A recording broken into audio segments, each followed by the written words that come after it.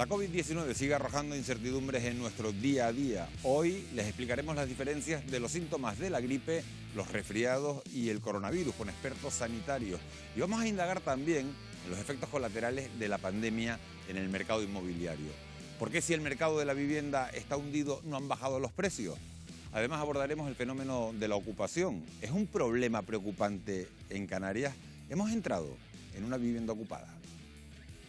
¿Tú reconoces que eso no ocupa? Reconozco que es una casa de ocupa porque la vivienda no es de mi primo. ¿Y ustedes entienden que eso es una ilegalidad? Claro, perfectamente lo entiendo. No se vayan muy lejos, que empezamos en solo 6 minutos.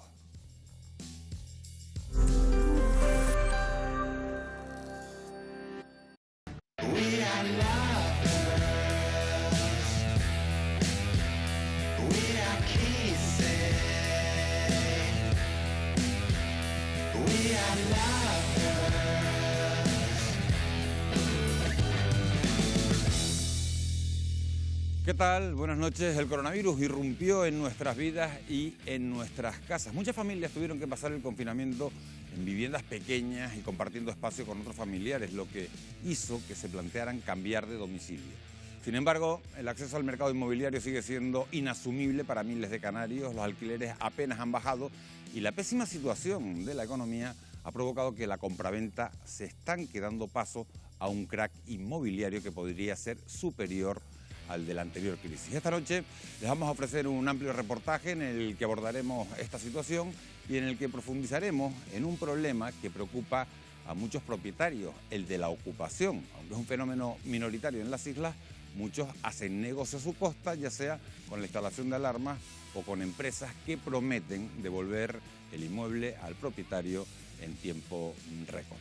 Además, vamos a abordar la evolución de la pandemia con Rafael Bengoa, exdirector de Sistemas de Salud de la OMS y asesor del expresidente estadounidense Barack Obama. También les vamos a dar las claves para saber diferenciar la COVID de otras enfermedades comunes como pueden ser la gripe o el resfriado. De todo ello vamos a hablar, como siempre, con la ayuda de nuestra mesa de expertos. Hoy nos acompañan Jesús Del Amo, que es economista, nos acompaña también Isidro Martín, que es delegado de la Asociación Profesional de Expertos Inmobiliarios.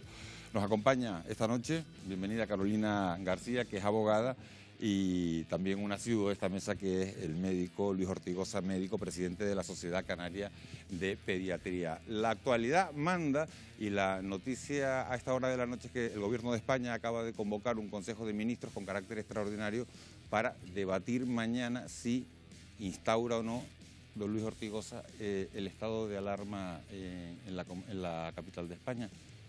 ¿Sería necesario hacer esto? Hombre, yo creo que ha sido un grave error. Yo creo que comprometer a la salud pública del país con una disputa política, como se ha hecho, es un error. Yo creo que hace falta una ley de salud pública que ante situaciones graves como la que está pasando, sea el gobierno el que tome decisiones de salud pública. Yo creo que, sin querer entrar en profundidades, yo creo que es una decisión adecuada. ¿Es necesario, Luis Ortigosa, que se limite la movilidad de la población ahora mismo en Madrid? Yo creo que sí, y ya no solamente en Madrid, sino que el problema es que si la gente sale de Madrid, con las tasas que existen en este momento en Madrid de transmisión comunitaria, el problema es que se hace una difuminación del coronavirus a donde vayan la gente que estén infectada. Ese es un problema y es un problema que hay que acotar. Ya saben ustedes que no es solamente Madrid capital, hay más ciudades, hay otras ciudades en la península que también están confinadas, porque lo que se pretende es precisamente cerrar, dejar que la transmisión comunitaria se expanda, y es la forma de controlar la epidemia en este momento. No hay otra forma, al margen de las medidas que ya sabemos de higiene y demás, pero a nivel de salud pública, el confinamiento y el evitar que las personas contagiadas estén caminando por las calles y estén caminando de unas comunidades autónomas a otras, yo creo que es una medida de salud pública que hay que tomar.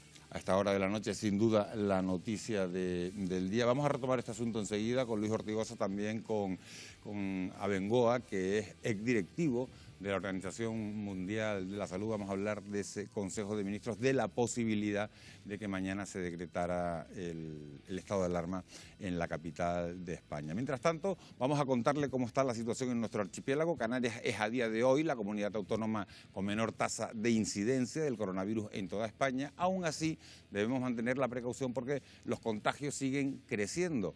Hoy, por ejemplo, se han notificado 129 positivos más y las altas han sido 222, por lo que el número de casos activos desciende hasta los 6.713.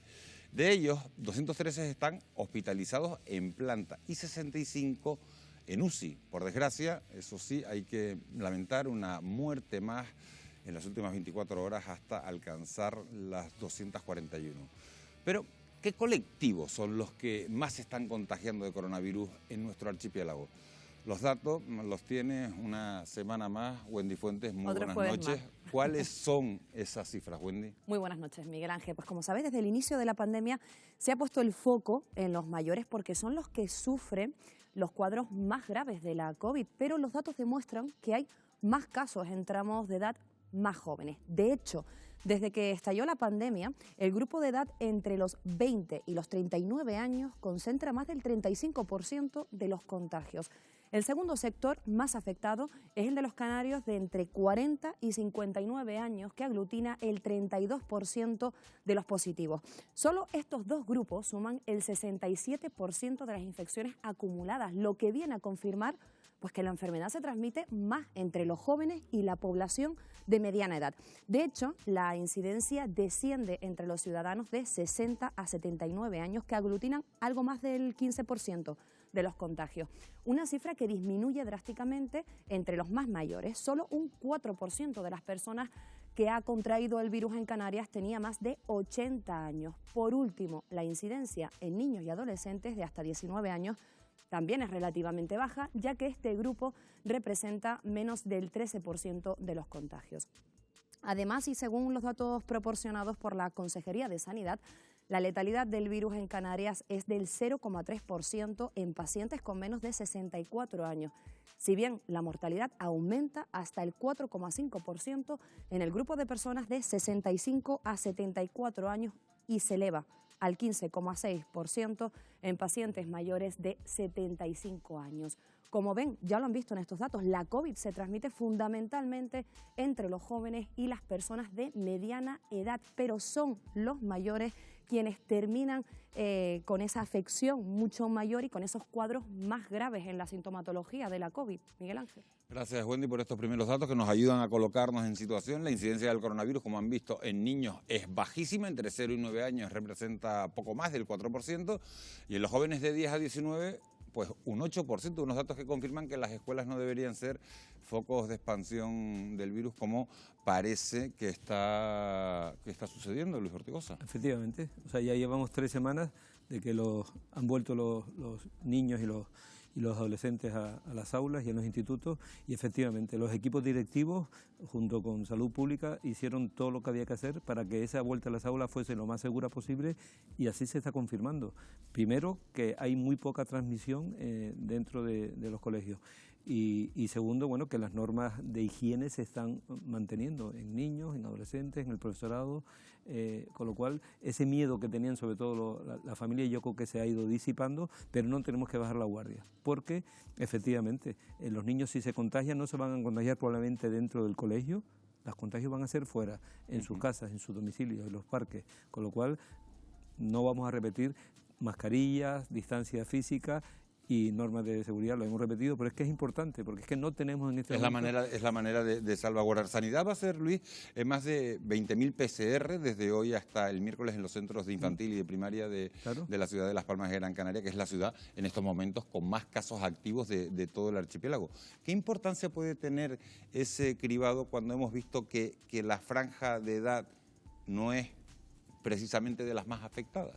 Bueno, ojalá pudiésemos hacerles PCR a todo el mundo, eso no es una medida, un coste eficaz para la salud pública, pero el que se hagan, ya lo hemos hablado en varias ocasiones, el que se hagan cribados en determinados sectores de población, en este momento en colegios, para ver cómo está circulando, o qué tipo, o qué incidencia puede haber.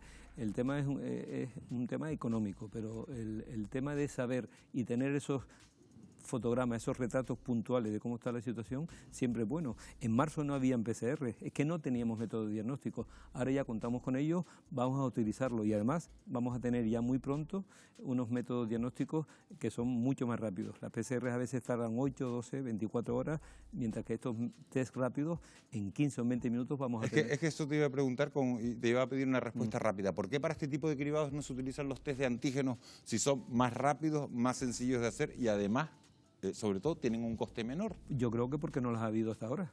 O sea, que es que no Tan sencillo como eso. Claro, es que antes no había test rápido. Bueno, primero que la PCR es el gold estándar que llamamos, pero es que se han hecho estudios, evidentemente, para poner un método diagnóstico en el mercado y en salud pública tiene que contrastarse que realmente sea un método con una sensibilidad y una especificidad adecuada. Se han hecho comparando PCR con test rápidos de antígenos y son eficaces, con lo cual probablemente van a ser los que se utilicen en este tipo de cribados. Gracias, Luis. Nos quedamos con esas primeras impresiones. La publicación de numerosos estudios sobre la transmisión del virus por aerosoles ya ha llevado a las autoridades de Estados Unidos a cambiar sus recomendaciones, pero la Organización Mundial de la Salud mantiene que, aunque es posible, pide más investigación. Para analizar esta y otras novedades sobre el virus, está con nosotros esta noche Rafael Bengoa, que es exdirector del Sistema de Salud de la OMS, exconsejero de Salud del País Vasco y asesor internacional, además, en reforma sanitaria. Señor Bengoa, muy buenas noches. Buenas noches, gracias. Estábamos muy pendientes de esa decisión tras el varapalo hoy del Tribunal de Justicia de Madrid sobre el cierre de la capital de España. El Gobierno ha convocado para mañana, es noticia de última hora, un Consejo de Ministros con carácter extraordinario en el que se podría declarar el estado de alarma en la región. Con los datos actuales, ¿se hace necesaria una medida de este tipo, señor Bengoa? Sí, creo que sí. Creo que no queda otra. De hecho, llevamos ya mucho tiempo viendo que en la mayor parte de Europa y en otras partes del mundo, Australia, Nueva Zelanda, partes de Estados Unidos, etcétera, con estas cifras no solo se decreta el estado de alarma, sino que obviamente se confina y se confina en serio y rápido. Por eso yo creo que aquí lo que importa es empezar a romper este ciclo de politización que va a llevarnos a más judicialización, que luego quiere decir más infecciones y que quiere decir más enfermos y más mortalidad. Por lo tanto, eso es un ciclo que tenemos que empezar a romper y la política ya tiene que tomar una decisión de un acuerdo conjunto, en este caso entre la comunidad autónoma y el nacional, de decir, a ver qué estrategia vamos a seguir juntos y así pues los ciudadanos ya empiezan a ver que hay solo una voz. Yo creo que es importante eso. Señor Bengoa, hay muchos científicos que rechazan frontalmente un confinamiento general de la población y bueno, que son más partidarios de establecer medidas de protección específica para los mayores. ¿Usted qué opina? Sí, pero eso supone tomar una decisión que es una estrategia a la sueca o a algunas personas en Inglaterra ya lo están sugiriendo, que es proteger muchísimo a los que sabemos que son más vulnerables, las personas mayores, residencias, etcétera, gente vulnerable, y dejar que la población entre en la búsqueda de inmunidad de grupo. Y entonces hay gente que, tanto en Estados Unidos, ahora hay voces en Inglaterra en esa dirección, y hay algún estudio que dice que eso es lo que hay que hacer. De momento, la mayor parte del ámbito del mundo científico no está recomendando eso y yo tampoco. Se sigue viendo que los buenos resultados son cuando confinas rápido y en serio y luego vas soltando lastre con el tiempo. Es decir, por ejemplo, en Melbourne, en Australia, bajaron de casi 700 por 100.000 habitantes a 16 en solo un mes. Por lo tanto, lo que es importante es saber que tienes que intervenir de esa forma y luego ya ir soltando y dando más libertad otra vez. Pero al revés, esta mezcla de un poquito de soltar, un poquito de confinamiento, etcétera, ese zigzagueo no nos lleva a ningún sitio. Los autores del estudio sobre transmisión por aerosoles urgen a tomar medidas en los espacios cerrados, poco ventilados, y a sacar al aire libre toda la actividad posible. Sin embargo, la OMS no considera que sea una vía de transmisión predominante. ¿Cuál es su posición, señor Bengoa, al respecto? Bueno, la OMS está diciendo que no es predominante porque la que es predominante todavía es cuando estábamos, si usted y yo estuviéramos hablando muy de cerca, etcétera, y no sería ya una transmisión más lejana. Pero la OMS no está descartando que haya una transmisión por aerosoles y probablemente es la mezcla de las dos. Una complementa a la otra y hay personas que se están infectando, digamos, por transmisión de gotitas, igual que la gripe a corta distancia, y hay otros igual vía aerosoles a más larga distancia. Yo creo que es un debate que se cerrará pronto, pero simplemente hay que asumir que estamos en esas dos vías de transmisión, hay que mantener las distancias y evitar lo máximo posible estar en lugares cerrados, cosa que obviamente hay en Canarias. Tenéis cierta ventaja porque podéis estar fuera. Aquí en Bilbao os podéis imaginar que no vamos a estar mucho tiempo fuera a partir de ahora. En España, señor Bengoa, 55 sociedades científicas se han unido para reclamar mayor coordinación y uniformidad en la lucha contra la pandemia. ¿Usted cree que las discrepancias políticas y la diferencia de criterios son el motivo principal para que seamos actualmente el país europeo con mayor incidencia de esta enfermedad? No, no es el único. Es simplemente que el virus en España, sobre todo en Madrid, Barcelona, en otras partes también, aquí en el País Vasco en parte, entró, digamos, mucho virus, por decir, entró con mucha fuerza en ese final de febrero, principios de marzo. Y por lo tanto, a partir de ahí funcionó, digamos, bien el confinamiento general del país. Ese confinamiento consiguió bajar la famosa R de transmisión de reproducción de 3,6 a 0,6 o 0,7, quiere decir que estamos por debajo de 1 y ahí es donde puedes simplemente intentar quedarte apagando todos los fueguitos, todos los brotes que puedan seguir en ese momento, una vez que empiezas a desconfinar, asegurar que esos fuegos los vas apagando con rastreos, aislamiento, mucha atención primaria. Y ahí teníamos muchas debilidades y hay unas partes del país que se confiaron demasiado, pensaban que iban a poder controlar esos brotes, no lo han podido hacer por falta de infraestructura de la que he mencionado, y una vez que no lo controlas esos brotes te vas a transmisión comunitaria, y una vez que te vas a transmisión comunitaria puedes estar parcheando, haciendo microconfinamientos, pero lo que hay que hacer es un confinamiento serio de una ciudad, de un pueblo, lo que sea. De eso precisamente le quería preguntar, de la confianza. Canarias ha logrado, fíjese, bajar a menos de la mitad la incidencia del virus con medidas como la limitación a 10 personas en las reuniones o el cierre de los restaurantes a medianoche. Ahora que esa incidencia es menor, ¿considera acertado levantar estas restricciones o se deberían mantener más tiempo para evitar precisamente nuevos brotes? Pues la clave de lo que hay que aprender de la península y de otros países es que todo lo que se puede hacer fuera hay que hacer fuera y evitar estar incluso en grupos reducidos dentro de espacios. Y eso es cada vez más importante como medida. Y ahí hay que confiar más y más en los ciudadanos que sepan juzgar esa situación y que no se pongan, digamos, a sí mismos en riesgo, siempre fuera.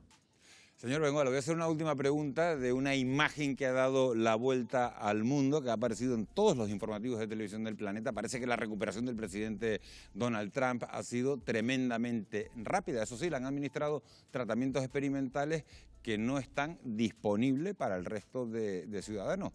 ¿Ha sido temerario o son tratamientos que podrían llegar al mercado en un corto plazo?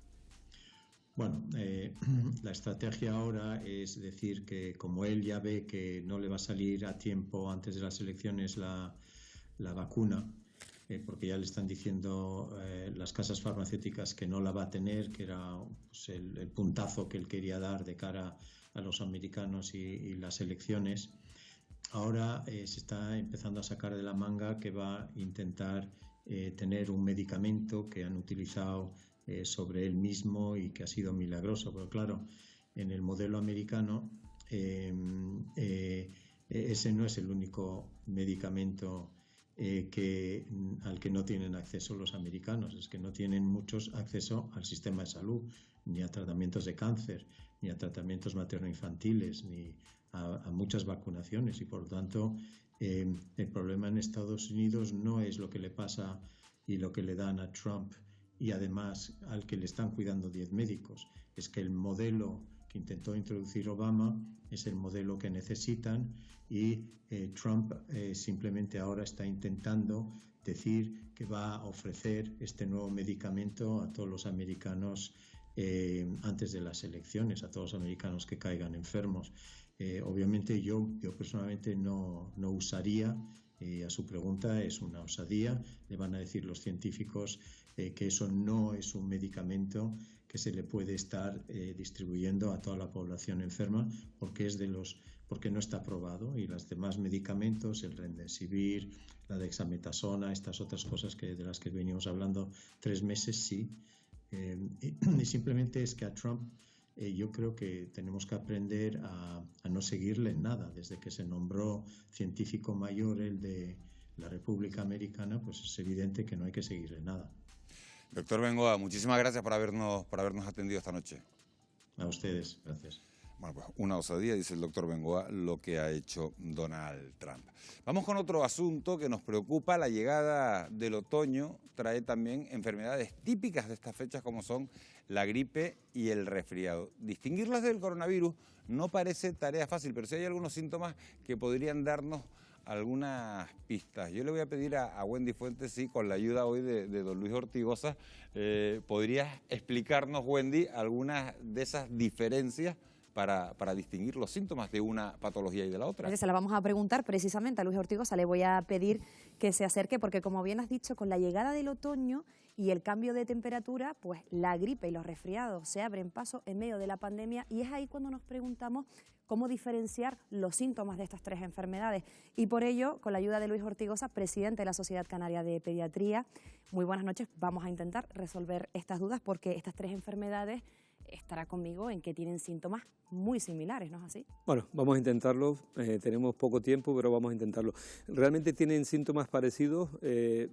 Pueden ser en el comienzo, pero todos los padres y todos los médicos saben perfectamente lo que es un resfriado y lo que es un catarro, lo que es una gripe y lo que es la COVID. Lo estamos aprendiendo en estos 6 meses y vamos a intentar ir respondiendo enfermedad por enfermedad para sospechar. Pues empezamos. Vamos a profundizar, por ejemplo, en el catarro, ¿cómo se manifiesta? Bien, los catarros suelen ser más frecuentes en niños pequeños, también en adultos se dan catarros, y todo el mundo tiene la experiencia de tener un poquitín de febrícula, mocos, congestión nasal, un poquito de dolor de garganta, tos, y es un proceso banal que en una semana se va a ir lentamente, simplemente con medidas muy simples: lavados nasales con suero fisiológico y antitérmicos si hace falta.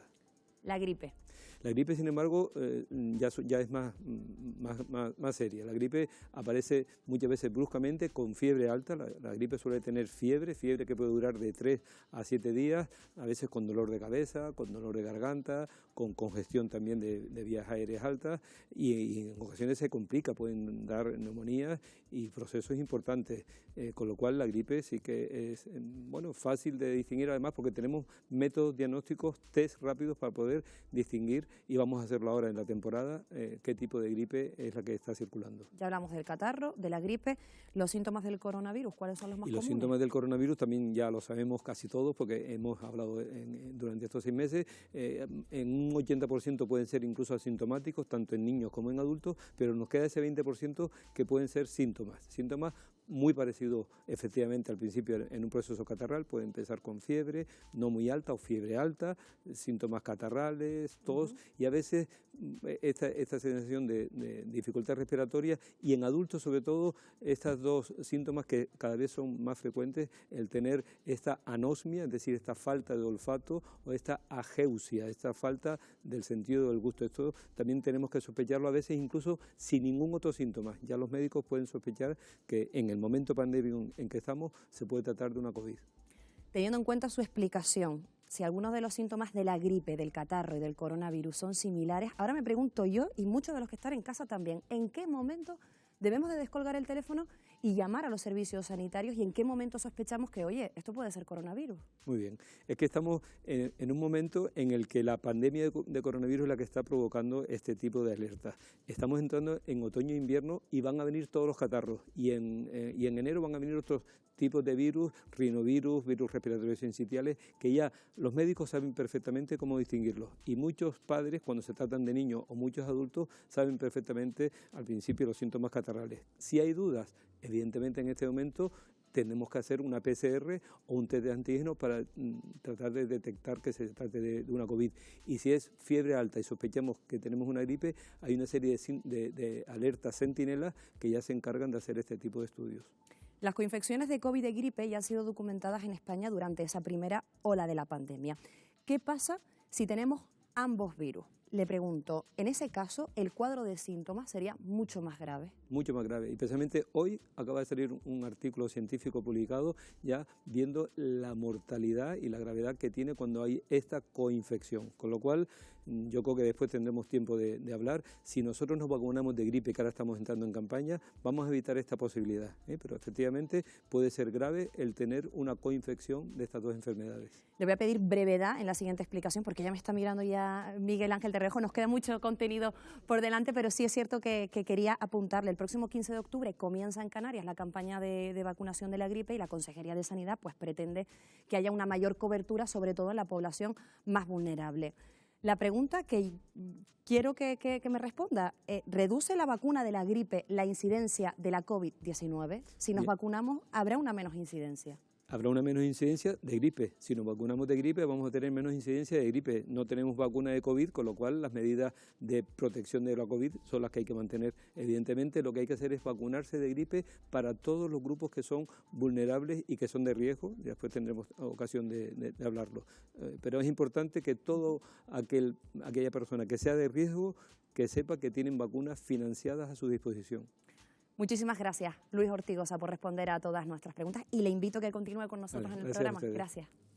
Gracias, Wendy, por toda esa información. Te estaba mirando precisamente porque me parecían muy interesantes las explicaciones que estaba dando Luis Ortigosa para diferenciar de esa gripe, esos catarros, simples catarros, o lo que puede ser la COVID-19. Lo cierto es que la irrupción del coronavirus ha desencadenado un terremoto en muchos aspectos, y como un tsunami, fíjense, ha entrado también en nuestros hogares. En muchos de ellos el confinamiento no ha sido fácil, hay que decirlo, evidenciando que no todas las viviendas del archipiélago están preparadas para afrontar una pandemia. Hablamos de pisos pequeños, de una excesiva densidad de población en algunos barrios de las islas, que están facilitando además la penetración del virus. Y por si fuera poco, el mercado inmobiliario se hunde en Canarias con una caída de las transacciones superior incluso a la anterior crisis económica, la de 2008. Un crack que todavía no refleja una sustancial bajada de precios ni en los de venta ni tampoco en los alquileres, aunque todo indica que esta tendencia en breve podría cambiar. Hoy les vamos a ofrecer a lo largo de la noche un reportaje para mostrarles todos estos aspectos y otros muchos que muestran cómo la COVID-19 está condicionando nuestros hogares. Nuestra propuesta hoy es hogar, dulce hogar.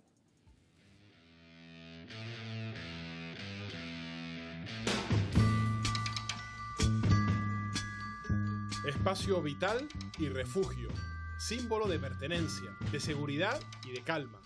Campo de batalla de juegos y risas, zona improvisada de trabajo, también centro del caos y sobre todo el germen de la familia hasta que la pandemia entró, empujando y sin llamar.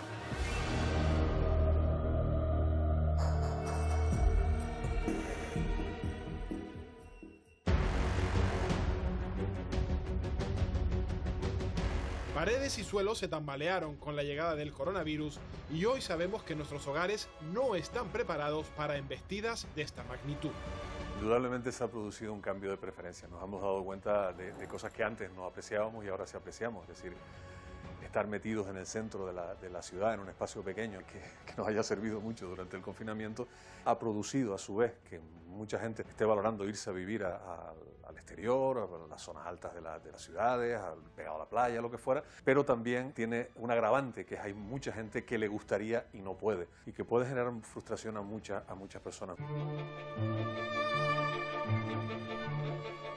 Las frustraciones de ahora derivan de la experiencia traumática del confinamiento, aunque no se vivió igual en toda Canarias.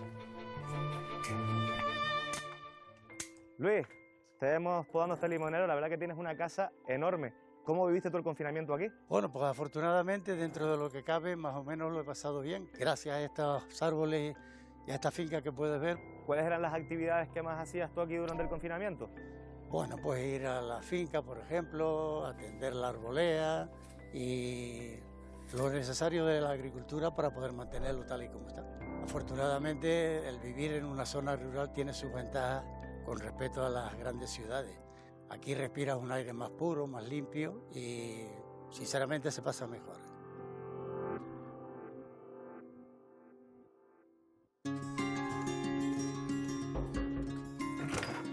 Hola Laura, bienvenida a mi casa, mi niña, ¿puedes pasar? Gracias. Teri, vives en un piso de 45 metros cuadrados con tu marido y con tu hijo. ¿Cómo fue pasar el confinamiento en un espacio tan reducido? Pues mira, lo llevamos muy mal. Primero porque es tan pequeña la casa, luego la situación enseguida fue algo que nos desbordó. Te asomas, ves el bloque de enfrente, porque en una casa grande podíamos caminar, a lo mejor una verja, un poquito de patio fuera, una terracita. Bueno, Laura, vamos a la cocina y te muestro donde único tengo una ventanita un poquito más grande. Venga, vamos. Vamos.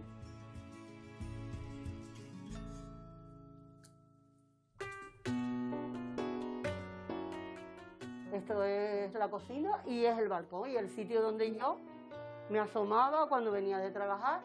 Teri, ¿crees que tiene alguna ventaja vivir en un espacio tan pequeño? Ninguna. El tipo de vivienda sigue condicionando la evolución de la pandemia. Hay una relación directa entre el número de contagios y los barrios con mayor densidad de población. Nos encontramos en uno de los barrios más populares de la ciudad de Las Palmas de Gran Canaria, donde la incidencia por COVID ha sido significativa. ¿Cómo se explica? Estamos en uno de los barrios populares que, como la mayoría de los barrios populares de nuestra tierra, está cargado de buena gente y gente consciente. ¿Por qué han tenido presencia tan importante del número de casos? Hay una transmisión familiar derivada de que muchas personas viven en pocos metros cuadrados y son, repito, barrios de alta densidad de población. Amos, ¿cómo es la combinación entre pobreza y vivienda? Pues la combinación de pobreza y vivienda está básicamente focalizada en que en el hecho de la insuficiencia de recursos desencadena el que más personas convivan bajo el mismo techo. Y esto lógicamente es un elemento que favorece la diseminación de este tipo de problemas transmisibles. Al mismo tiempo, muchas de estas personas, para buscarse la vida, tendrán que hacer uso de la economía sumergida y tienen necesidad imperiosa de salir cada día a ganarse el pan. Y esto significa que van a tener dificultades para guardar cuarentena. Los cambios que ha traído el coronavirus ya son visibles. Hay municipios canarios, como Valleseco, Gran Canaria, que ganan nuevos vecinos procedentes de las ciudades. Podemos decir que estamos de enhorabuena. A río revuelto, pues ganancia de pescadores. Estos últimos 5 meses se ha ido incrementando nuestro padrón municipal, desde el mes de marzo hasta este mes de septiembre, en torno a unos 106 habitantes aproximadamente.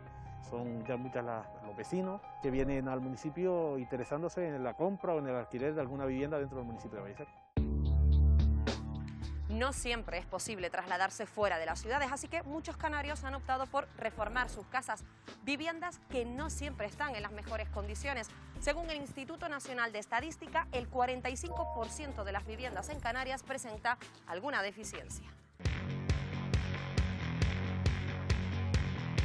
Miguel, albañil, contratista, nadie mejor que tú me puede decir si ha habido un repunte en las reformas en Canarias. Pues mira, la verdad que estamos sorprendidos porque no hemos parado de tener trabajo, hemos aumentado la carta de clientes y claro, nosotros pensábamos que nos iba a afectar bastante el tema del COVID y los confinamientos. Pero hasta en el mismo confinamiento no paramos de tener llamadas de clientes nuevos. Tenemos la agenda ya completa para todo el año. ¿Qué tipo de obras son las que más les demandan?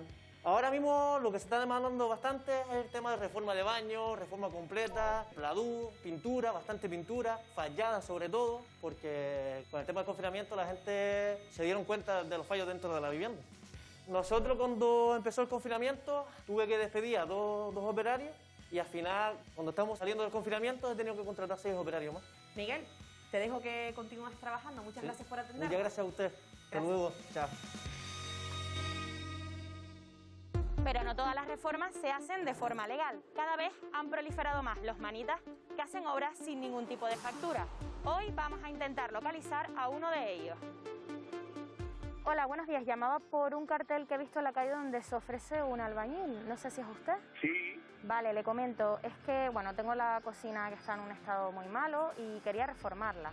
Vale, ha quedado bastante desfasada con el resto de la casa. Pues mira, eso había que echarle un vistazo, ¿no? Pero lo cierto es que me gustaría poder ahorrarme el IGIC. No sé si usted hace factura. De cobro, vamos a hablar en plata, como se dice, en negro. Vale. Lo único que me corre un poquito de prisa. No sé si ahora mismo usted tiene mucho trabajo. Bueno, algo tengo. Vale, pues muchas gracias. Espero su llamada. Gracias a ti.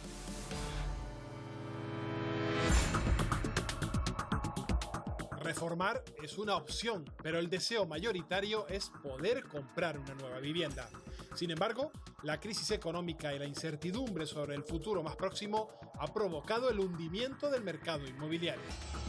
Una caída mucho mayor a la que se vivió en la peor época de la anterior crisis, pero que, de momento, no se traduce en una bajada de precios. El mercado inmobiliario de la compraventa hoy en día en Canarias está paralizado, pero hay una cierta resistencia a la baja de los precios. ¿Por qué? Porque muchos de esos inmuebles se compraron cuando los precios estaban en valores máximos.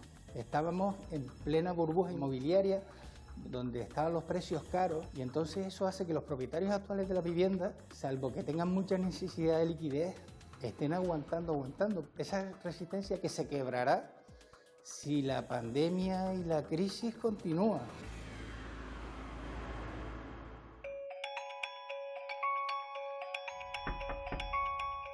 Bueno, nada, nos encontramos ahora mismo en una vivienda que está en venta. ¿Les está costando mucho venderla? Llevamos vendiéndola un par de meses. Hemos hecho muchísimas visitas, pero al final no se deciden a comprar. Yo creo que es que están estudiando la zona. Es verdad que en este post-COVID en el que estamos viviendo hay que pensarse mucho al comprar una vivienda. ¿Qué te parece si la vemos? Vamos, vale. Acompáñame.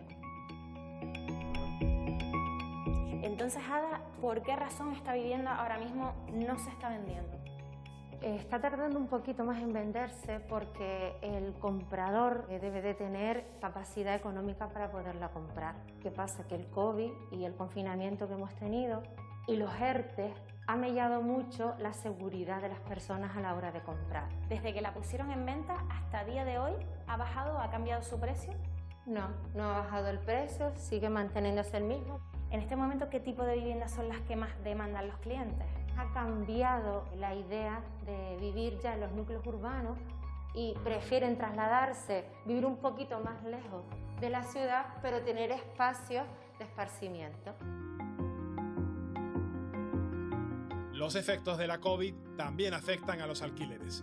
Hay menos turistas en las ciudades y eso ha provocado que algunos propietarios vuelvan a alquilar su vivienda por largas temporadas.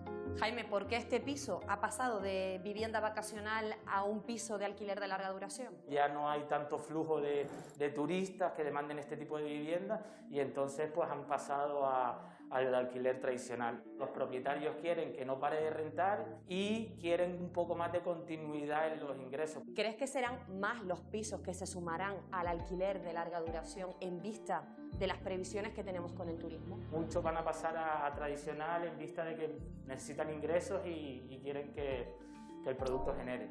Que pasen a un alquiler de larga duración conlleva que también bajen los precios. Pues sí, han bajado, claro, al haber pues más oferta, los precios bajan un poquito. Cierto es que nosotros hemos notado pues entre un 5 y un 10% la bajada de precios. Aumenta la oferta de viviendas en alquiler, pero los precios no se han desplomado como era de esperar. Es innegable que la irrupción de la vivienda vacacional causó una distorsión en donde el arrendador pues, optó por maximizar sus rendimientos. Tampoco es de esperar que haya un desplome, ¿no? Pero sí que puede haber un vestigio de que baje más o menos a la luz de las medidas que se tomen y a la luz de la situación económica, de que baje de esos 9, 10 euros el metro cuadrado, ¿no?, de la vivienda en alquiler. Con los precios del alquiler por las nubes, ¿qué pasará durante los próximos meses? ¿Se abrirá el apetito por comprar una vivienda y firmar una hipoteca? Los bancos siguen dando crédito porque en definitiva es un negocio, evidentemente, con lo cual yo entiendo que probablemente los tipos de interés están en este momento estabilizados. Yo creo que no es que vayan a subir, yo creo que sí, en este concepto. Sí es verdad que a nivel de las grandes inversiones, en este caso, están bastante paralizadas. De hecho, los bancos en estos momentos quizás han paralizado el tema de créditos a los promotores, lo tienen cerrado totalmente, o sea, orden de no ni escuchar en estos momentos.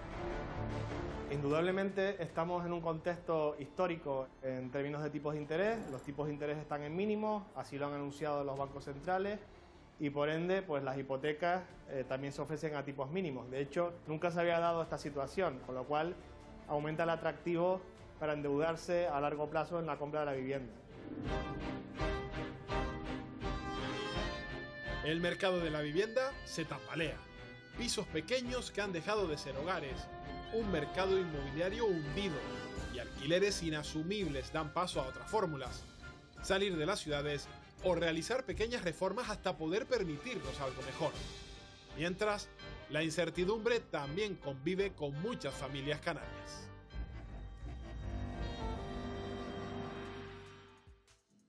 Bueno, pues es solo la primera parte de este reportaje que les hemos preparado para esta noche. Enseguida van a poder ver las otras dos. Yo aprovecho para saludar al arquitecto y urbanista Juan Pablo Casado, que se incorpora a esta mesa. Buenas noches, señor Casado. Hola, buenas noches. Muchas viviendas, como hemos visto, no están preparadas para afrontar una pandemia. ¿El coronavirus va a provocar un cambio en el diseño de los hogares? Bueno, si me alargo me cortas, pero es que esto exige cierta... el coronavirus tiene como una lectura, digamos, militar, ese urbanismo que nos está obligando, digamos, a todos a hacer diariamente, mesas separadas, etcétera. Pero el coronavirus también tiene una otra lectura, ¿no? Y es que nos ha abierto un escenario en el que probablemente vayamos, que es unas economías donde se está más tiempo en casa, donde se tiene más tiempo libre, y ahí es donde nos ha detectado que no estamos preparados, que hemos hecho ciudades y casas en una economía, digamos, del trabajo para dormir e ir a trabajar rápidamente en coche individual, y que ahora este nuevo escenario nos ha demostrado que además adelanta un poco el escenario de la nueva economía que viene. Nos ha demostrado que los entornos urbanos y las viviendas que hacemos pues no están adaptadas, ni lo van a estar a esa que viene, que es algo más que esta especie de coyuntura digamos, de emergencia vírica, y que probablemente sean, digamos, a escenarios económicos y sociales a los que vamos, de más tiempo libre, más tiempo en la casa. Nos ha alargado, así que se lo agradezco, pero vamos a retomar este asunto enseguida. La pandemia está condicionando el mercado inmobiliario en nuestro archipiélago, se hunde el número de operaciones de compra-venta, pero hasta el momento eso, fíjense, no se traduce en una rebaja de precios de la misma magnitud. ¿Por qué está ocurriendo esto? ¿Cómo es posible que hasta ahora los precios se resistan? ¿Se va a mantener? Es la gran pregunta, esa tendencia. Bueno, pues todas estas cuestiones, Wendy, yo espero, confío en que seas capaz de responder. Que si se va a mantener todavía no lo sabemos, pero sí que desde que se declaró el estado de alarma, la compraventa de viviendas pues se ha desplomado. Si en el conjunto de España se hundió un 30%, en Canarias lo hizo en más de un 50%. Sin embargo, los precios han aguantado hasta ahora como si nada ocurriera, aunque ya se atisba un inmediato cambio de tendencia. Los malos augurios sobre un descenso brusco de esos precios pues aún no se han cumplido. Según portales inmobiliarios como por ejemplo Idealista, en septiembre subieron en las islas en torno a un 1,7% en relación al mismo mes del año anterior. Otro portal, Fotocasa, ya alerta de una caída de este último trimestre, aunque todavía no compensa el 1,8% de la subida anual. lo que nos preguntamos, ¿cómo se explica? ¿Cómo es posible que unas rebajas bruscas no hayan llegado ya a las viviendas y la mayoría de potenciales compradores pues no pueden pagar los precios anteriores a la pandemia, tienen menos renta y una menor capacidad para endeudarse con una hipoteca? Pues estas son algunas de las claves. Vamos a verlas. En primer lugar, los propietarios no han querido precipitarse y prefieren esperar a ver qué sucede en los próximos meses. La expectativa de una lluvia de millones públicos destinados a la recuperación económica y la inminente llegada de una vacuna han frenado el descenso de los precios de venta. Otra de las claves que explican este fenómeno la encontramos también en los inversores. A los grandes tenedores de viviendas no les interesa deshacerse rápidamente de ellas porque las consideran como un valor refugio dado el futuro incierto de otras inversiones alternativas. Y hay una tercera explicación. Los más afectados por esta crisis y por los ERTE pertenecen a una parte de la población que ya antes de la pandemia estaban excluidos del mercado por no tener dinero ahorrado exigido por los bancos pues, para poder acceder a una hipoteca. ¿Cuál es la consecuencia? Pues que los vendedores no bajan los precios para intentar captar a esos posibles compradores porque creen que no conseguirán una hipoteca y, por tanto, están desde hace mucho tiempo fuera del mercado. Además, en los primeros meses de la desescalada hubo una ligera reactivación con la firma de operaciones pero que estaban preparadas desde antes de la pandemia. Esto pues contribuyó a retrasar también una bajada de precios, ya que algunas inmobiliarias lo interpretaron como una reanimación real en las transacciones. Pero la siguiente incógnita es si esta resistencia al descenso de precios va a continuar. Pues todo indica que no. Según la mayoría de expertos, a partir de ahora la ley de la oferta y la demanda se ajustará y provocará rebajas. De hecho, los servicios de estudios del BBVA prevén que Canarias dé la vuelta a sus cifras, es decir, pasará de un aumento de precios en el último año a convertirse en una de las regiones de España que sufrirá una mayor caída. Así que todo indica que los precios de la vivienda en las islas pasarán en breve a registrar descensos bruscos y generalizados, lo que provocaría de esta forma que la gente se pueda animar un poco más a esa compraventa de viviendas. Todo está por ver. Bueno, pues yo voy a coger esa pregunta que estás lanzando al aire y se la voy a trasladar a un profesional, a Isidro Martín, que es el delegado de la Asociación de Profesionales Inmobiliarios. Parece que en breve, Isidro, va a haber un ajuste a la baja en los precios de la vivienda, pero aún así tampoco es que el panorama invite a una reactivación inmediata del mercado. Lo decimos, por la cantidad de ERTES que todavía están en marcha, por la cantidad de gente que está, desgraciadamente, en el desempleo y por unas previsiones de la caída económica, de la economía, del freno económico, que tampoco se van a recuperar tan rápido. Bien, hombre, yo creo que hay que quizás analizarlo tal y como estás diciendo, pero yo creo que hay todavía diferentes puntos que sí pueden ahora mismo afectar más al mercado exactamente, ¿no? Cuando tomamos los datos de los portales inmobiliarios, a veces vemos que hay variación entre ellos.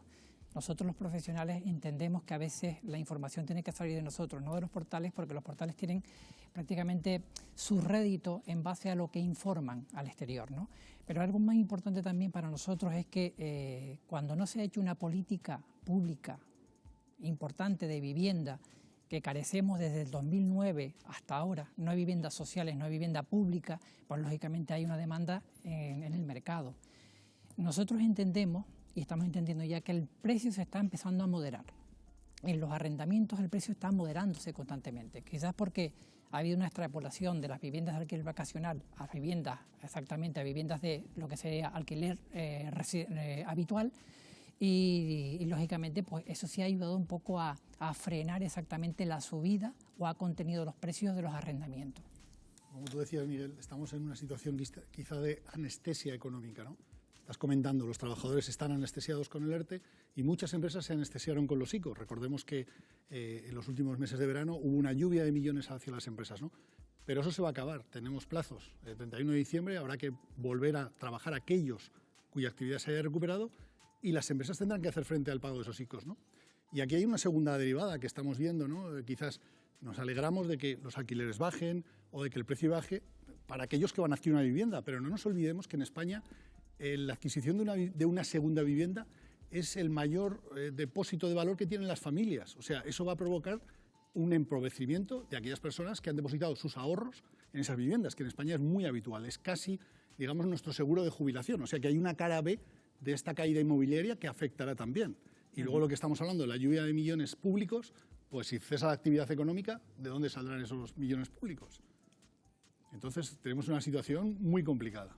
Carolina, hay un amplio sector de la población con recursos insuficientes para acceder a ese mercado de la compra de viviendas, y mientras todo esto ocurre, el Gobierno de España está elaborando nuevas normas para que las viviendas vacías se pongan en alquiler.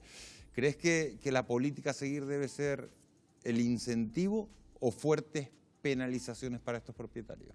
Desde luego, por un lado, se ha seguido siempre una política de incentivo para el arrendamiento, y entre ellas una de las medidas que se toma es incluso facilitar que en caso de incumplimiento esos procedimientos de desahucio puedan ser más ágiles y más rápidos para impedir que el propietario tenga miedo a la hora de afrontar un contrato de arrendamiento. Pero aparte de esto, y también en línea con lo que estaban comentando en cuanto a la anestesia económica, hay que tener en cuenta también que esa anestesia económica viene derivada de las medidas sobre moratoria. Entonces se han frenado y se han parado las cantidades que los propietarios de viviendas tienen que abonar respecto a sus propiedades, y por tanto tienen un compás de espera a la hora de decidir pues bajar el precio al que venden su producto, que puede ser una venta o puede ser un alquiler. Entonces esa anestesia se acaba ya, porque el 30 de septiembre se han acabado los plazos para las moratorias, y por tanto ese cambio tiene que empezar a ¿Hay que intervenir en el mercado para que salgan más pisos de alquiler? Vamos a ver, un dato curioso: cuando hablamos de viviendas vacías, resulta que no hay un índice o un conteo real en España desde el 2011, si no me equivoco, hace 10 años, ¿no? Que el INE sacó una estimación, porque además fue a través de una encuesta, ¿no? Entonces nos metemos en un terreno muy farragoso, ¿no? Porque la vivienda vacía, todos pensamos en los bancos que tienen un montón de viviendas y que las tienen vacías y no las ponen en alquiler, ¿no? Pero realmente luego el mercado de alquiler en España está muy atomizado, porque lo que hemos comentado, son muchos pequeños ahorradores que tienen una vivienda y que la ponen en alquiler. ¿Qué ocurre?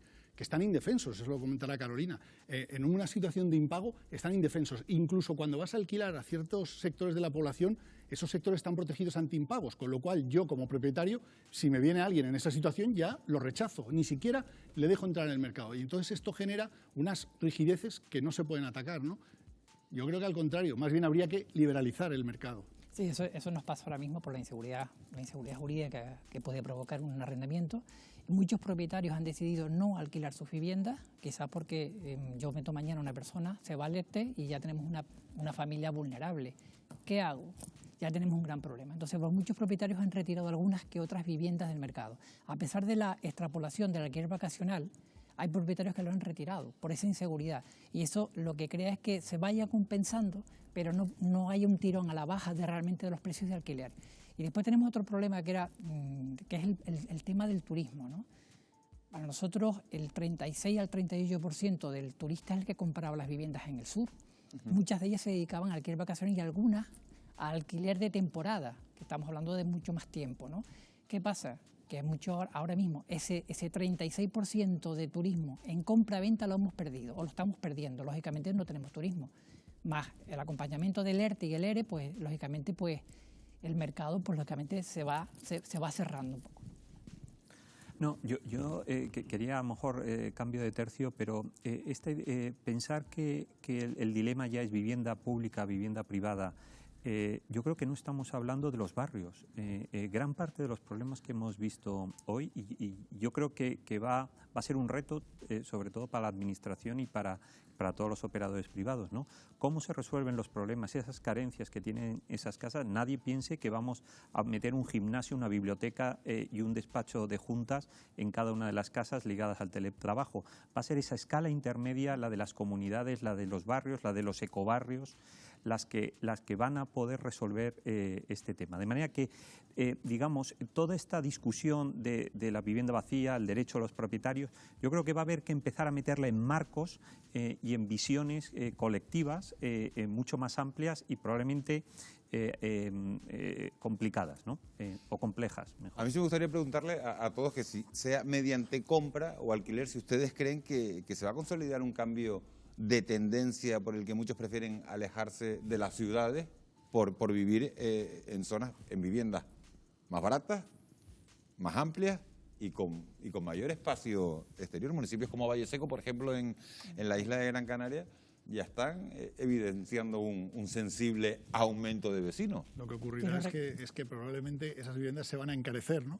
Porque además aquí en Canarias es curioso, ¿no? Porque O sea, el que tenga una casita en el campo, ahora tiene oro. De medianía, tiene oro, tiene ahora mismo petróleo. Ahora. Y aparte estamos hablando, y aquí podremos entrar en otro tema, que es la dificultad que hay para la obra nueva, ¿no? Y sobre todo en las zonas rurales, ¿no? La ocupación, tú tienes que tener una parcela enorme para poder construir una casa terrera. Está aquí el famoso chiste del que hizo un cuarto de aperos y realmente era un cuarto de aperos, o sea, la picaresca que tenemos aquí.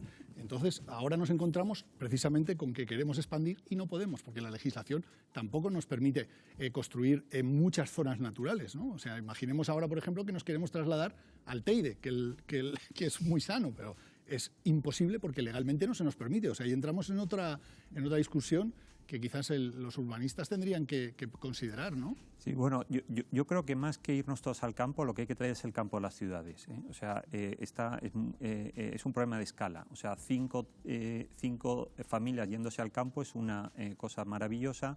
5.000 familias yéndose al campo es una ruina medioambiental y económica, ¿eh? Porque no hay manera de...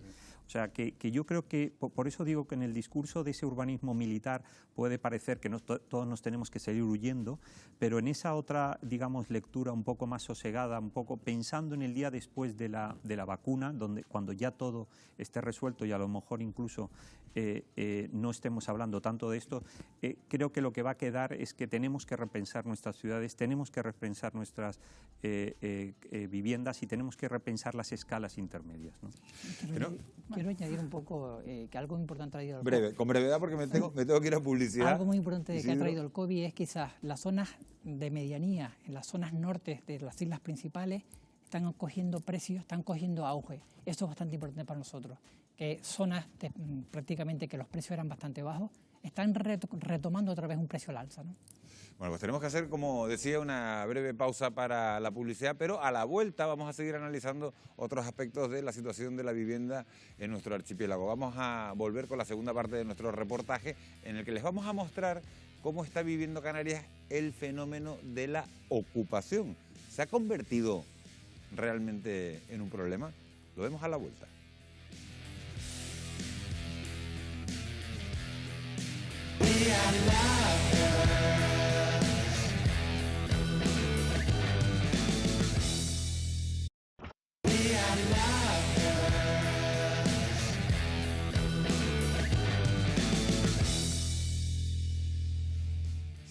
Seguimos en Fuera de Plano, son las 23:21, 11:21 de la noche. Vamos con la segunda parte de ese reportaje, lo prometido es deuda. El descenso en la demanda de viviendas es un reflejo de la realidad económica que atraviesan las islas. Lejos de poder permitirse comprar una casa, muchos jóvenes han tenido que volver al nido familiar, mientras las noticias sobre la ocupación han extendido el temor entre los propietarios. Pero, ¿qué relevancia tiene ese fenómeno de la ocupación en Canarias? La respuesta la tienen en la segunda parte, como digo, de nuestro reportaje. Vean.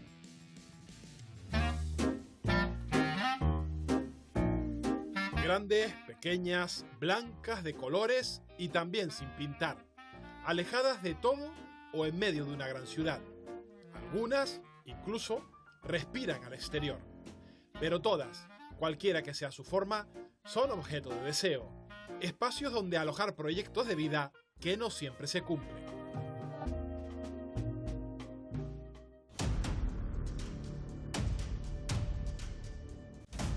Un 35% de los canarios tiene dificultades para llegar a final de mes y durante el 2020 el número de personas que recibe prestaciones por desempleo ha crecido un 145%, una realidad que ha obligado a muchos, especialmente a los más jóvenes, a regresar al nido familiar. Josema, tú eres canario, te fuiste hace 10 años a la península a ganarte la vida, ya has tenido que regresar a casa de tus padres. ¿Qué es lo que ha ocurrido? Pues a ver, yo llevaba 10 años en Valladolid viviendo, trabajaba en un bar de noche y después del COVID, pues como ha pasado en muchos sitios en España, han tenido que cerrar el bar. ¿Qué pasa? Estoy en el paro, tenía gastos de alquiler, gastos de coche, garaje y muchas más cosas y no puedo afrontarlo ahora mismo. He tenido que volver a casa de mi madre ante la imposibilidad de poder afrontar los gastos. Josema, ¿qué te parece si nos sentamos a tomarnos un café y me sigues contando tu historia? Perfecto. ¿Y para un joven de 32 años qué supone todo esto?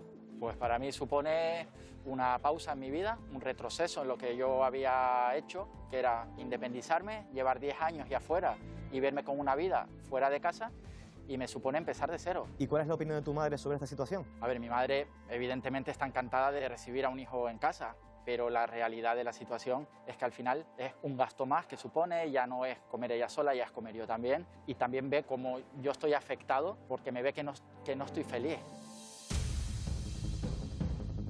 Reagruparse en familia es una opción para afrontar el final de la moratoria hipotecaria que acaba de decretar el gobierno.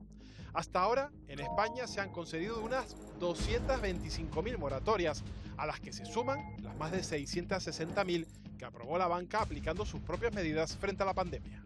El banco tomará la decisión, ya no tendrá la imposición de esos requisitos de moratoria que le exigía el gobierno, sino que nuevamente volverán ellos a tomar la decisión de si lo dan o no lo dan. Muy importante que las familias que vayan a ir a negociar ahora a los bancos tengan muy en cuenta que mañana, el día de mañana, se les puede aumentar esa hipoteca, esa cuota, porque vendrá todo prorrateado de forma que tendrán que pagar un poquito más.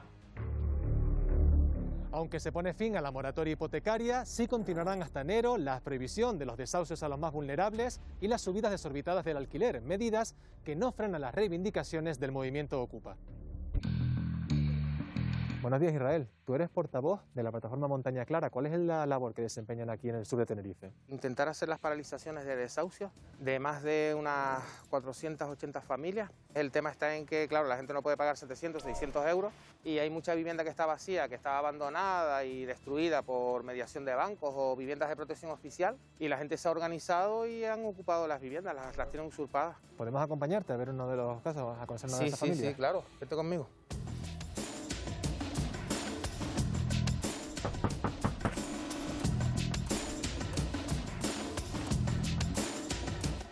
Jefferson, estás viviendo aquí con tu familia en esta casa. ¿En qué situación se encuentran ahora mismo? Pues al estar desempleado, mi esposa y yo, tenemos una hija y pues es bastante crítica la situación que estamos viviendo en este momento. Ustedes entraron en esta casa, cuando llegaron aquí, ¿en qué estado se encontraba? Prácticamente en ruinas porque estaba desocupada, estaba deshabitada y pues nosotros la hemos ido acondicionando para que sea algo habitable. Ustedes saben que la situación en la que están no es legal, pero no les ha quedado otro remedio que recurrir a esta solución, ¿no? Sí, señor, porque pues tengo a mi esposa y mi hija, entonces pues lo hemos tomado para...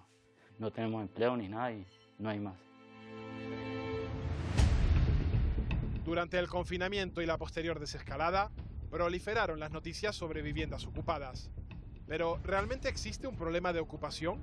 Según las estadísticas oficiales, no. En Canarias se contabilizan este año solo 311 denuncias, 40 más que el año anterior. Y otro dato esclarecedor: de las 19.000 viviendas públicas que hay en el archipiélago, apenas unas 100 han sido ocupadas. Una cifra insignificante que no ha impedido un impulso al negocio de la seguridad ante el miedo de muchos propietarios.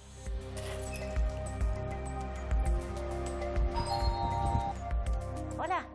Hola, ¿qué tal? Disculpa, es que he visto que tienes alarma en tu casa. Te quería preguntar, ¿por qué la has instalado? ¿Cuál ha sido el motivo? Pues mira, para conseguir un hogar más seguro, porque hoy en día, ante la problemática de ocupación de la vivienda, así también como los repuntes que han habido de robo por la situación económica en la que actualmente vivimos por el COVID, pues nosotros podemos salir de casa con tranquilidad. ¿Qué servicios te presta a ti la alarma que has contratado? Pues varios, entre ellos, mira, una respuesta inmediata de un operador, aviso a la policía, una alerta tanto de socorro como desde el 112. Yo creo que la situación actual en la que vivimos, cada vez va a ser necesario colocar un sistema de alarma.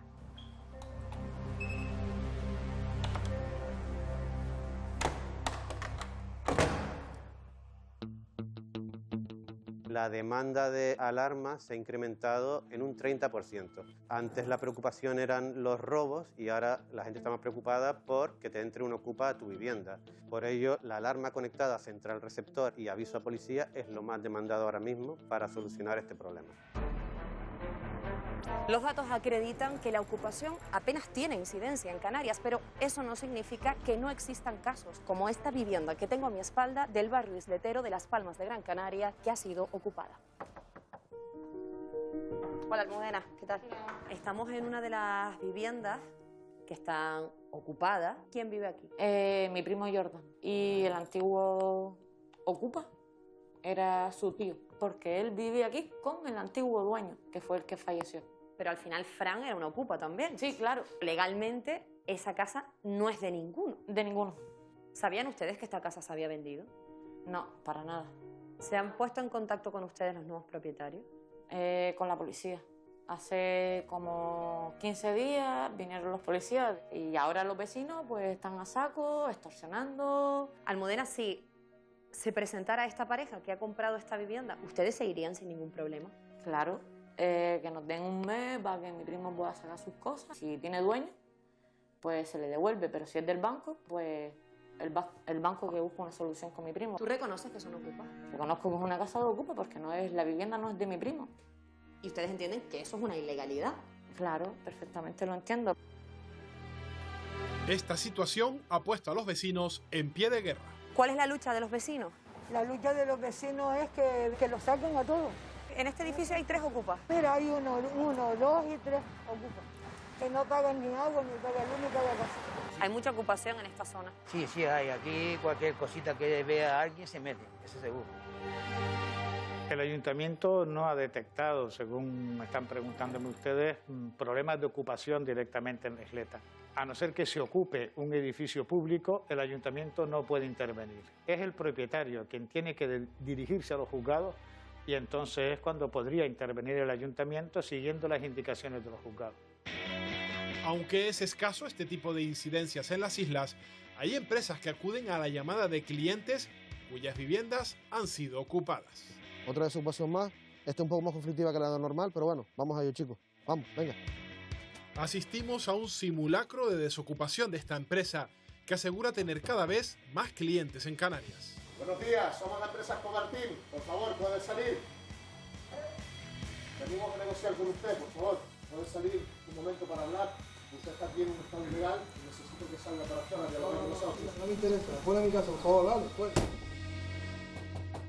¿Esto es algo cada vez más habitual en Canarias? Sí, lamentablemente es bastante habitual y cada vez con más frecuencia acuden a nosotros. ¿Por qué los propietarios deciden acudir a empresas como ustedes en lugar de a la justicia, que sería lo normal? Sabemos que la ley siempre ha sido un poco tarde, siempre llega pero tarde, y en este caso llega tarde y mal, porque los propietarios no tienen la respuesta necesaria en el tiempo que necesitan, y por eso acuden a nuestra empresa para que aceleremos un poco el proceso y de manera paralela podamos ayudarlos de forma siempre legal.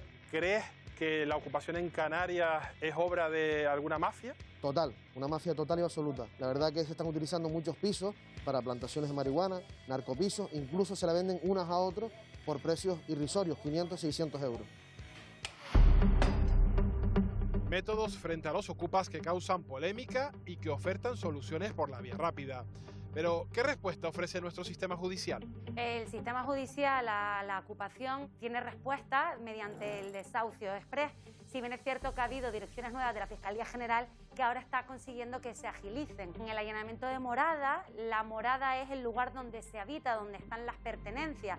Véase la primera residencia, la que tú estás viviendo, pero también el Supremo admite la segunda residencia. Entonces, el allanamiento de morada está preservando lo que es tu intimidad. Eso es un delito y entonces ahí sí que puede actuar la policía y sacar rápidamente a la gente que esté ocupando esa vivienda, allanando tu vivienda. En la ocupación es un delito de usurpación, ese bien al que se está protegiendo es única y exclusivamente el de la propiedad. Por eso cuesta más y entonces la respuesta que da el sistema judicial es un poco proporcional. Además de crear una alarma social infundada, la COVID ha puesto también el foco en la necesidad de impulsar la vivienda pública para atender la demanda de personas con menos recursos o que quieren acceder a su primera vivienda. María Fernanda, ¿cómo va la búsqueda de casa? Hola Nacho, bueno, la verdad es que está bastante complicado todo, porque los precios, uno pensaba que con estas circunstancias iban a bajar un poquito y imposible. ¿Tú te quieres emancipar? No sé si de alquiler o de compra. No, para comprar ni pensarlo, siempre de alquiler. Un piso, algo no muy ostentoso, pero es que nada, o sea, ni los estudios, todo está por las nubes. Tenía pensado una parte del centro de la ciudad, pero imposible. Esperando que a lo mejor entre unos meses la cosa cambie. A ver, eso esperemos, pero no tiene mucha pinta, la verdad. En las islas hay 14.200 personas que esperan por una vivienda pública. Después de casi una década sin construir, el Gobierno de Canarias activa un nuevo plan. El plan tiene construcción, que digamos que es lo que más preocupa a los ciudadanos, especialmente a las familias que tienen necesidad de vivienda, Luego está el otro gran paquete que es las ayudas a esas familias que no pueden optar a la vivienda, pero sin embargo eso se puede colaborar económicamente para poder pagar el alquiler. Y luego hay otro gran paquete que es la rehabilitación de vivienda, que es muy importante. Entonces, entre otras cosas porque es la que genera más empleo, ¿no?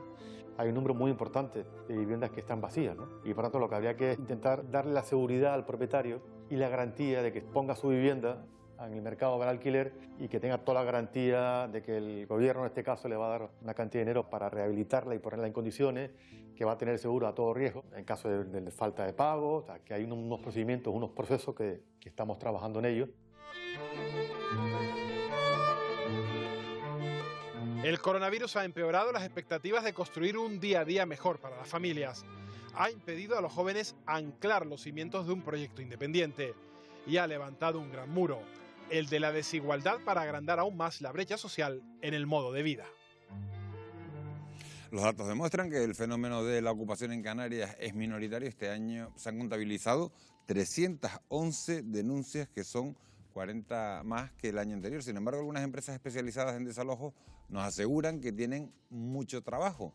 ¿Qué está ocurriendo entonces? Carolina, ¿hay propietarios que están optando por estas empresas en lugar de denunciar a las autoridades la ocupación? Por favor, no. O sea, no acudamos a empresas como estas que estamos viendo que rozan la línea del delito, por no decir que la sobrepasan. Ellos han dicho que no, ¿eh? Parece evidente que estaban cometiendo un delito de coacciones o de amenazas, pero es que tenemos que tener en cuenta y tenemos que mandar un mensaje de tranquilidad a los propietarios de viviendas.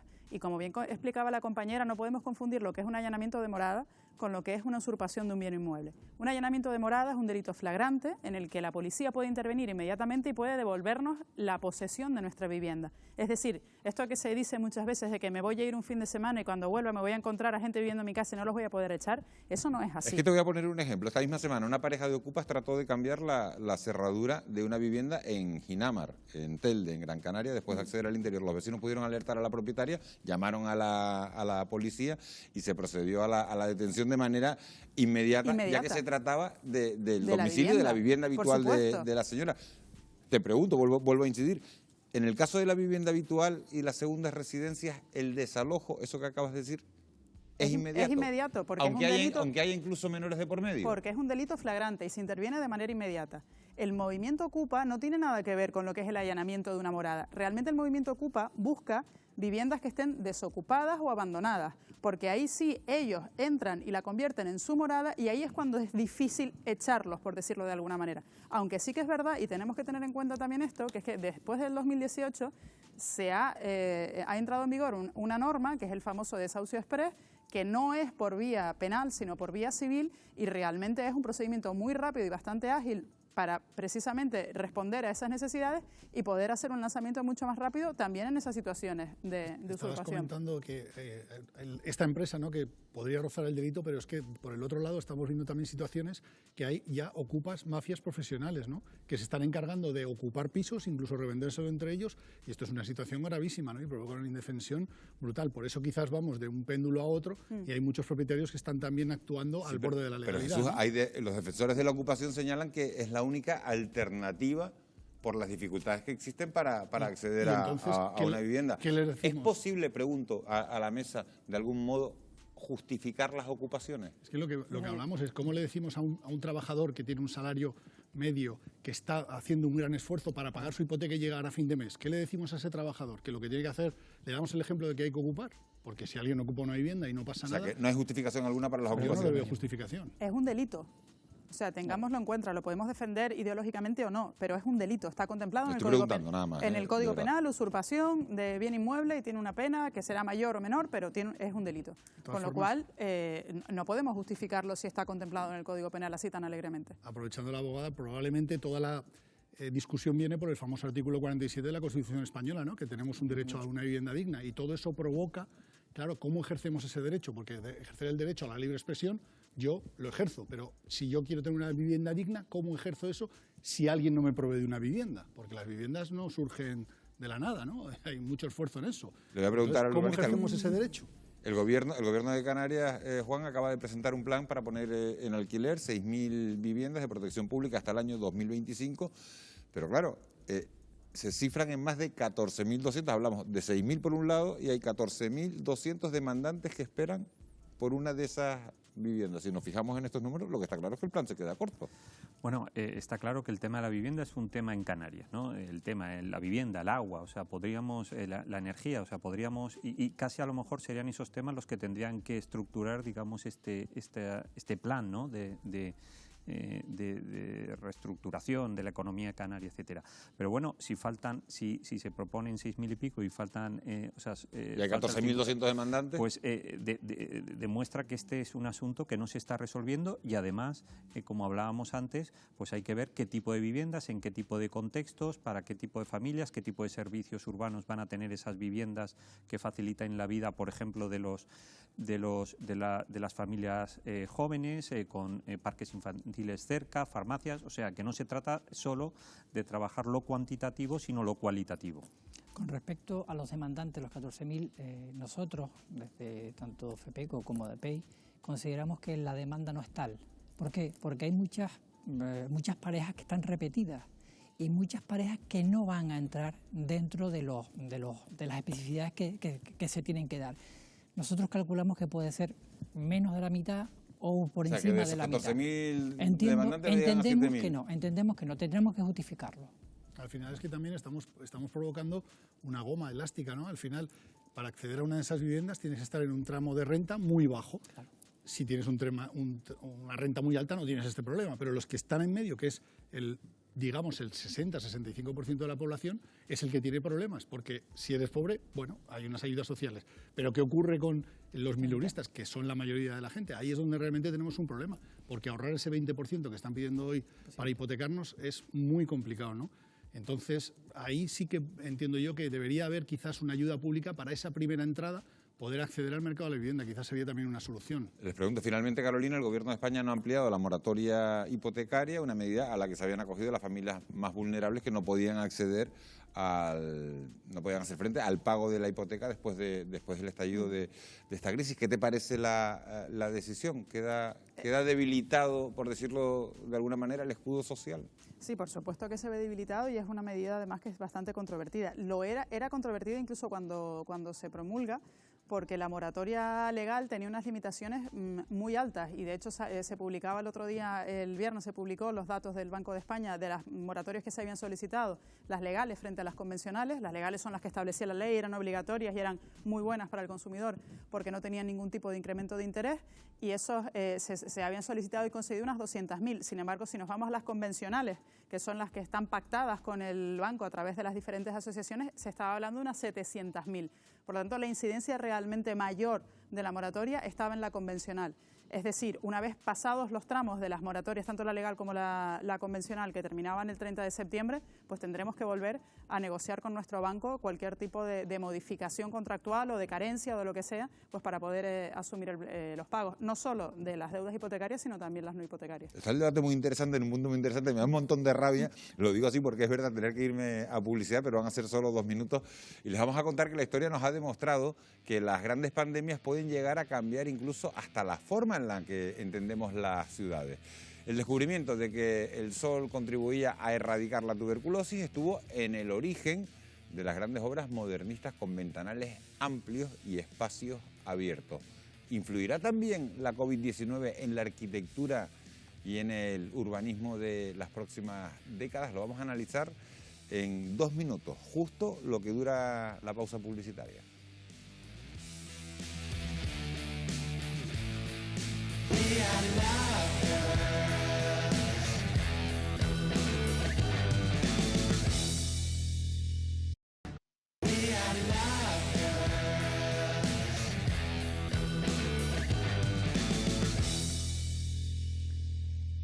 La población seguirá creciendo en Canarias durante las próximas décadas y a más población, bueno, pues más necesidad de nuevas viviendas. De hecho, Canarias será la segunda comunidad autónoma donde más aumentará el número de hogares hasta el año 2035. Pero la gran pregunta que nos hacemos, ¿cómo deben crecer nuestras ciudades tras esta pandemia?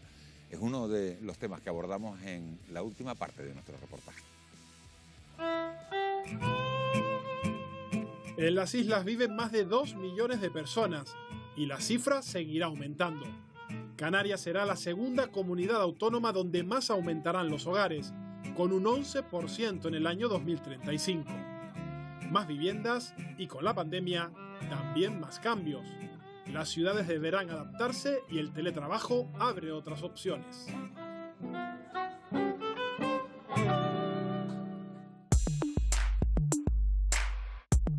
Uno de los primeros cambios que trajo la COVID-19 fue el teletrabajo, una modalidad que a Alejandro le cambió la vida. Decidió dejar su casa y mudarse a un complejo turístico. Ustedes han encontrado un nicho de mercado en los nómadas digitales. ¿Qué han hecho para convertir el complejo en atractivo? Pues hemos potenciado este concepto de turismo vacacional y, por un lado, con campamento de verano y teletrabajo. Por otro lado, estamos yendo a grandes corporaciones digitales e invitándolas a Canarias porque creo que tenemos un fantástico y maravilloso clima. Si te parece, yo creo que el mejor ejemplo es invitar a uno de nuestros clientes a hablar contigo. En este caso vamos a hablar con Alejandro.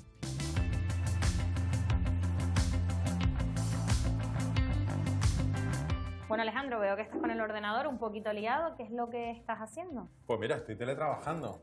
La verdad que ha sido un día muy fructífero. He tenido una llamada sin ningún problema con Estados Unidos. ¿Tú vives en Canarias o te has trasladado hasta aquí para teletrabajar? Yo estoy a medio camino. Sabes que los modelos de familia van cambiando. Mis hijos viven aquí en Gran Canaria, pero yo trabajo mucho fuera. Canarias tiene una peculiaridad y es que lo tienes todo muy cerca.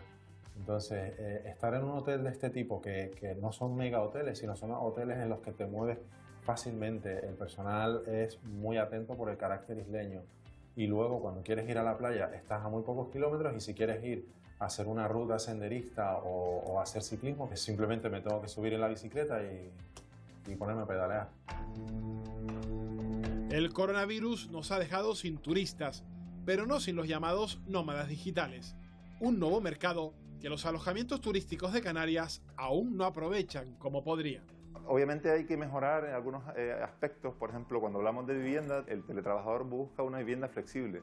Puede estar un mes, puede estar 3 meses, puede estar un año. Ahora mismo tenemos un gap entre lo que es la estancia vacacional, que normalmente es de 1 semana, 2 semanas, y el alquiler de largo plazo. El flexibilizar modelos de alquiler para teletrabajadores que vengan tiempos flexibles, que puedan estar temporadas, es muy importante para facilitarles el venir, ¿no? Y este es un nuevo cliente que precisamente puede resolver el problema de capacidad que tenemos actualmente, ¿no? El teletrabajo no es el único cambio. La COVID ha obligado a adaptar nuestra forma de vida y con ella nuestras calles. Los arquitectos coinciden en que las ciudades deben crecer de una forma muy diferente a partir de ahora. Convertirnos hasta una zona de nueva construcción, de expansión de la ciudad, va a cambiar el paradigma de la arquitectura de las nuevas construcciones con el coronavirus y con los posibles nuevos confinamientos. Yo creo que lentamente. Esto va a ser un proceso de aprendizaje que va a llevar un tiempo para asimilarlo. Hay 4 campos de acción en los que se podría actuar. Uno es el campo edificatorio, bien sea sobre el tejido, el parque inmobiliario existente, sobre el que se puede actuar poco, pero alguna cosa se puede hacer. Sobre el parque residencial por llegar se puede hacer mucho, sobre todo flexibilizando la normativa que permita, por ejemplo, que viviendas sociales como estas cuenten con terrazas, balcones y azoteas. Hay otras medidas que se pueden implementar en el campo de la ciudad para peatonalizar zonas que permitan desahogos en el exterior porque no se pueden hacer en el interior. Hay otra medida que no ya de carácter urbanístico, sería más de carácter territorial, que es pensar en la descentralización. En Tenerife tenemos el ejemplo de que ya es positivo y que están recomendando algunos expertos internacionales, que es la descentralización de la sanidad. Nosotros, por suerte, ya hemos iniciado una política con 3 hospitales, un hospital central y 2 comarcales, y eso se puede profundizar en los centros de salud. Y en el campo residencial deberíamos pensar territorialmente si el fenómeno de migración de los pueblos a la ciudad, desde los años 60 hasta aquí, podría empezar a invertirse.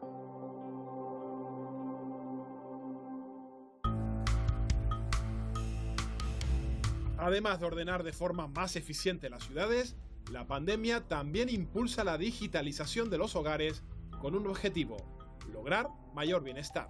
¿De qué beneficios o ventajas podría disfrutar yo si decidiera instalar en mi casa la tecnología domótica? Podrías controlar todo lo que son las escenas de iluminación, podrías tener apagados automáticos, podrías tener encendidos automáticos, tendrías todo el control de persianas, todo lo que es la climatización, la ventilación de la vivienda, te controla también lo que es la instalación de fotovoltaica para poder desplazar las cargas.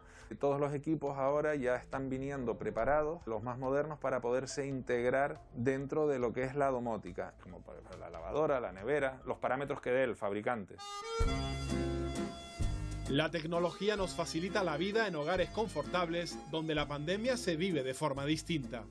Son viviendas en las que el virus se asoma con su rostro más amable. Un rostro muy distinto al que muestra en otras, agrio y agresivo. La amenaza de la enfermedad se conjuga con ERTES, desempleo y estrecheces a fin de mes. Una desigualdad que aumenta de tamaño en los hogares más pequeños.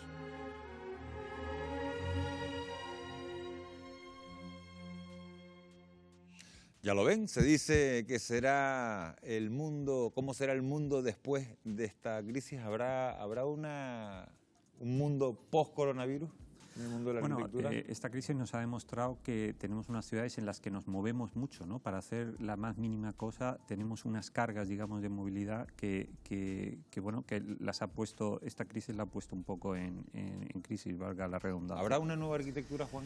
Bueno, yo creo que habrá una arquitectura basada en este modelo en el que las ciudades crecerán, digamos, orgánicamente en células que lo tendrán casi todo, ¿no? La ciudad de París lo ha llamado la ciudad 15 minutos, ¿no? Unos barrios en las que cualquier persona que viva allí va a tener a 15 minutos andando en bici o en transporte público el 90% de los servicios urbanos que necesita. Ese puede ser, digamos, una de las líneas más interesantes que está trayendo estos momentos. ¿Y la domótica y el teletrabajo van a cambiar, Juan, las casas del futuro? Bueno, yo creo que la domótica es un tema muy importante, pero tampoco confiemos todo, digamos, en un cacharrito. Yo creo que un vecino alertando, hoy lo hemos estado viendo de una ocupación, o sea que, ojo que esa inteligencia social acompañada de cierta inteligencia tecnológica o digital, pues puede ser tremendamente eficiente, pero vamos a no tampoco confiar excesivamente en que un cacharrito lo va a resolver todo, ¿no?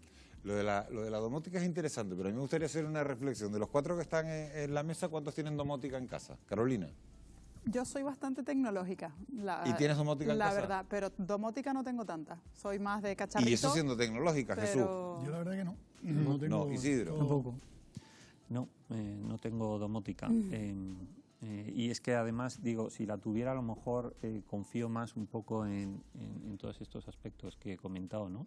O sea, va a ser muy difícil que una ventilación cruzada bien resuelta en Canarias sea peor que un aire acondicionado controlado desde el móvil. Es un poco el mensaje que quiero mandar. O sea que cuando lleguemos a la domótica que hayamos resuelto todo aquello que se puede resolver sin tecnología, ¿no? Hay algunos datos, por ejemplo, el confinamiento incrementó el consumo de luz en los hogares. De hecho, según la OCU, la factura se disparó en España hasta un 28%. Se supone que las casas inteligentes ayudan a tener un mayor ahorro energético y que ayudan también a tener una mayor eficiencia pero la domotización, lo que está claro es que es un proceso caro, bastante caro para Carolina, para muchas familias. ¿Hay que incrementar las ayudas públicas en este ámbito? Claro, pero yo a lo que iba, ya por donde decía que yo soy tecnológica, es porque también nos hemos visto obligados, y muchos abogados nos hemos visto obligados a esta implementación de tecnología en nuestros hogares, y ese incremento de la factura eléctrica no viene tanto por la domotización de los hogares, sino por el teletrabajo. O sea, que hemos estado todos en nuestros hogares trabajando pues con un portátil, con una impresora. Sí, pero si la domótica ayuda a rebajar el consumo, es decir, habría que potenciar y decir, oye, lo mismo que queremos coches eléctricos, pero habrá que financiar el que tengamos coches eléctricos, habrá que dar ayuda. Pero no voy tanto a la domótica, voy al debate que se generó precisamente durante el confinamiento de qué hacemos con esos trabajadores que tenemos en sus hogares y que son ellos los que se han comprado su portátil o su impresora para trabajar para la empresa. ¿Tiene la empresa que ponerle esa impresora o ese portátil? A modelos, y yo estoy pensando, ¿no? Estas casas que había antes, que tenían un gran patio central y todos los vecinos se comunicaban, y volver otra vez quizás a esa interrelación vecinal que hemos perdido, ¿no? Porque muchas veces en las grandes ciudades no conocemos al vecino ni sabemos quién es, ¿no? Sí, nosotros en la oficina tenemos una máxima que es las ciudades, las viviendas tecnológicas necesitan usuarios pasivos y las viviendas bioclimáticas necesitan usuarios activos, porque tienes que abrir, cerrar, etc. Pero con respecto a la domótica, yo creo que hay una línea, un poco por no parecer pesimista con respecto a estos temas, que es en la generación, en cuando las comunidades se metan a generar energía e incluso a reciclar agua. O sea, ese control de cuándo consumir o de cómo vender o transmitir los excedentes de energía, incluso de agua reciclada que generes, eso yo creo que va a ser tremendamente interesante. Uno se puede imaginar, digamos, pues, una comunidad decidiendo qué hace con la energía excedente o en qué emplea. Pero eso me parece como un poco más lejano, Juan, pero la domótica y el teletrabajo, ¿tú crees que van a cambiar las casas del futuro? Yo creo que la domótica, el teletrabajo va a cambiar más, digamos, va a tener efectos más importantes a las escalas intermedias, los cohousing y los barrios, los ecobarrios, que pensar que en cada casa vamos a tener, digamos, un despacho o una sala de junta. Yo no sería muy optimista en que esta situación, que es una situación extraña, genere patrones allí donde los está provocando, que es en la escala doméstica y no en la escala urbana. Yo me iría, a las viviendas más sostenibles, evidentemente, que yo creo que es algo bastante importante, pero yo empezaría primero simplemente por hacer las ITES en los edificios, ¿no? ¿Cómo vamos a dotar de alta tecnología a las viviendas donde vivimos si realmente no las mantenemos, ¿no? Yo creo que es otra línea de debate que podríamos hablar, pero es que tenemos un problema con las ITES prácticamente, ¿no? Igual que nosotros no somos partidarios de ITES a 80 años, sino las ITES prácticamente a 25, 30 o 40 años, que yo creo que en este caso debemos estar de acuerdo, ¿no? Sí. 23:58 de la noche, no tenemos tiempo para más. Gracias, Jesús del Amo, economista, por habernos acompañado esta noche. Isidro Martín, delegado de API en Canarias, muchísimas gracias. Gracias también a Juan Palop, arquitecto, urbanista, por habernos aportado su visión de cómo van a ser el urbanismo del futuro, y a Carolina García, abogada, apasionada, que ha defendido con pasión cada uno de los argumentos. Muchísimas gracias a los cuatro por habernos acompañado en este Fuera de Plano, y lógicamente muchísimas gracias a ustedes, que son por los que hacemos este programa cada semana, cada jueves. Esperemos que haya sido de su agrado, y si les apetece, volvemos a encontrarnos el próximo jueves aquí en Fuera de Plano, en Televisión Canaria, a la misma hora. Será en el entorno de las 10:15 de la noche. Que tengan ustedes un muy feliz descanso. Buenas noches.